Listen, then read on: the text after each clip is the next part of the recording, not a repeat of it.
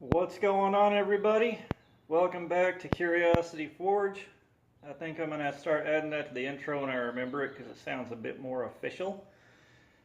Today is going to be a real short one. I'm just showing how I make the hand sanding blocks out of a railroad spike. You can do this with any square stock pretty much. They're not that hard to do. If you want to do some rectangle bar stock, you can use that. Just the goal is to have a block with one side dead flat and comfortable to use. And what I've done here is I've taken a railroad spike and I've cut the head and the tip off.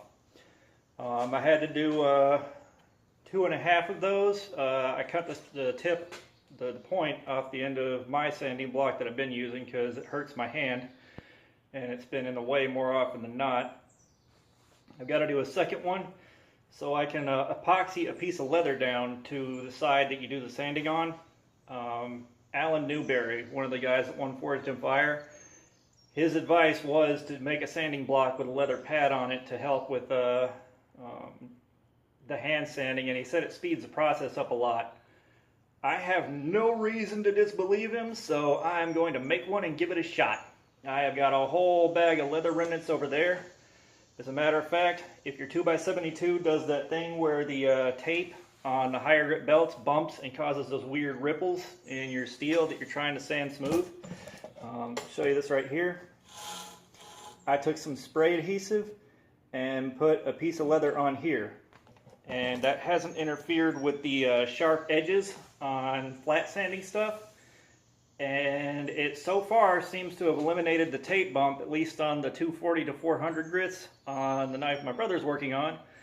I am going to try the James Davis knife in a few minutes here and try to run that all the way up to 800 and see what that does. And hopefully by running it to 800 and not having tape bump in there, it's going to take nowhere near as long to do the hand sanding on it.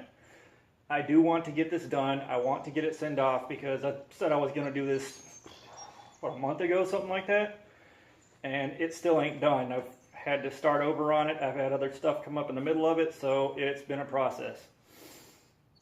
But this is going to be a real quick demo, and we will get this done and get on with life. Let me pause this here, set the camera back up, and get this set up, and we will tear into it.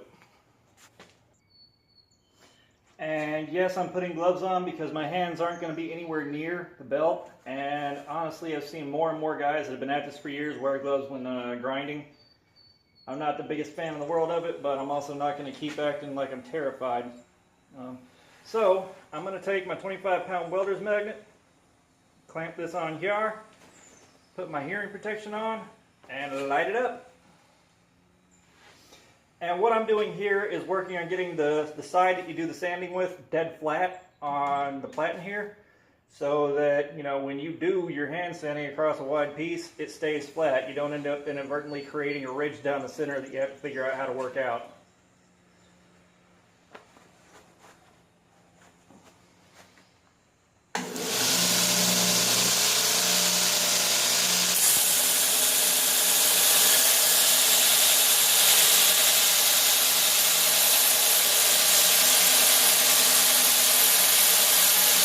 I found it's best to use pull rest for this because you're occasionally going to have to stop and pull it off. And if you're trying to freehand it up top, when you put it back on the flat, you're probably going to hit it at a slightly different angle. I'm going to have to grind the entire face off again and chase that stuff out of there for ages. And one-handing it is nice.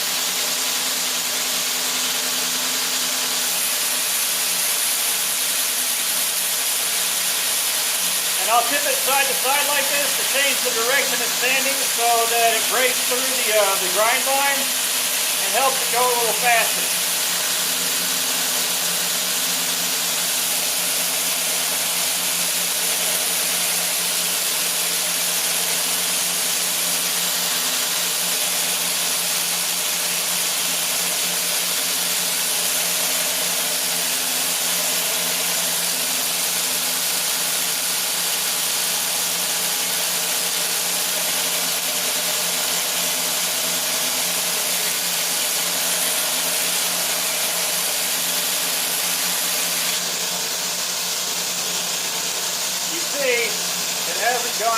as far as I like it to. This is a beat down belt, and I am using an old worn out belt for this because I don't really want to tear a new one up. I've only got 2 new 36 grit belts left.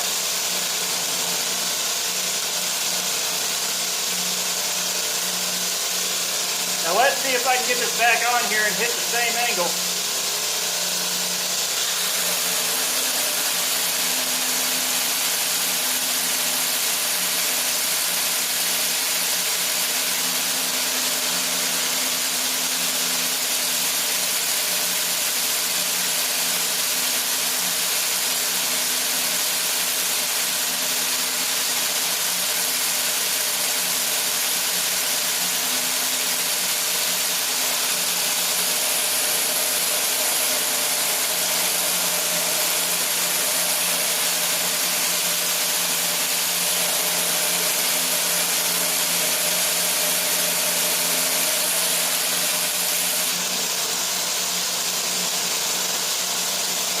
Looks like I pretty well got it on the same plane, so I'm good.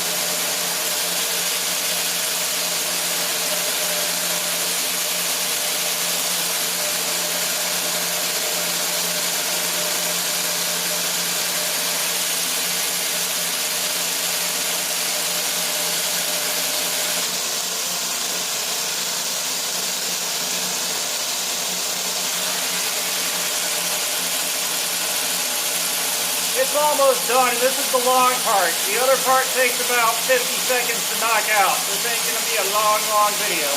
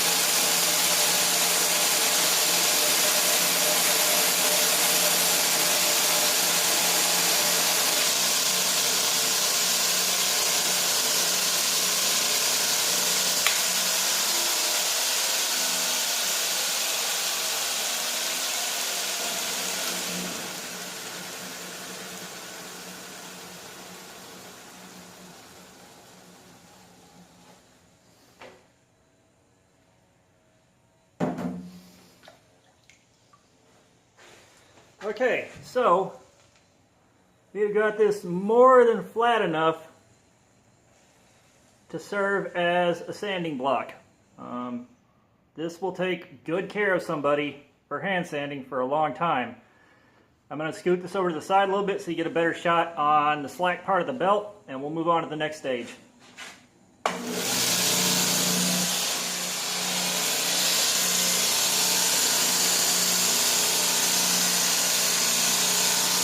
I'm going to break these corners here and here so that this fits the ricasso area better right there at the plunge line, and also so it doesn't blow through the sandpaper when you have it wrapped around there.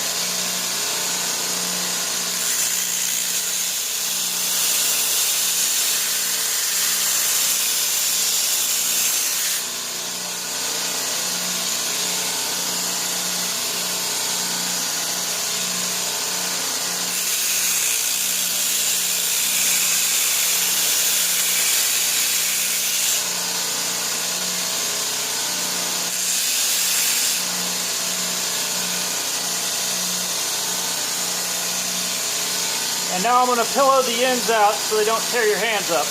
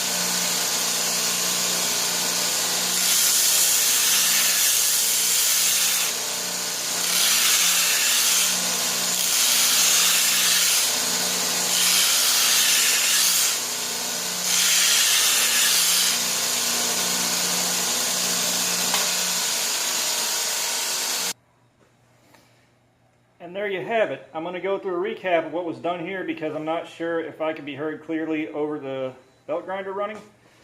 But what I did was got this face cleaned up and very, very, very flat. I broke these edges down and softened them just a little bit right here and right here so that it fits into the plunge line and lets you clean the plunge line up on a blade and get it much nicer looking. And also to keep sharp corners from blowing through the sandpaper when you're really going at it and really, really going to town sanding. Took these ends right here and just softened them up. Slack belt, round it, round it, round it, all the way around, because the sharp corners, when they're on here, they really hurt your hands because you're going to be holding it like this for a long period of time. And cutting the point off here means it's easier to brace yourself here and just keep the sandpaper where you need it and let you get in there and do your work. And this is it. This will be the third one I've made, and this is going to somebody who doesn't know they're getting it yet. Sending out a care package because a friend of mine needs some tools to help add to their shop, and hopefully, I really hope this helps them start generating stuff they can sell for a higher dollar than what they're getting for their normal stuff. To help them build their shop out and take care of other life stuff. But that's what I've got for today. These are easy to make. If you're going to make blades, you really want one of these to do hand sanding with. And that's what I got. So hopefully you got something useful out of this. And I will catch you later. Until next time, praise the forge and pass the borax. Y'all stay safe. Please don't get hurt doing this. All right.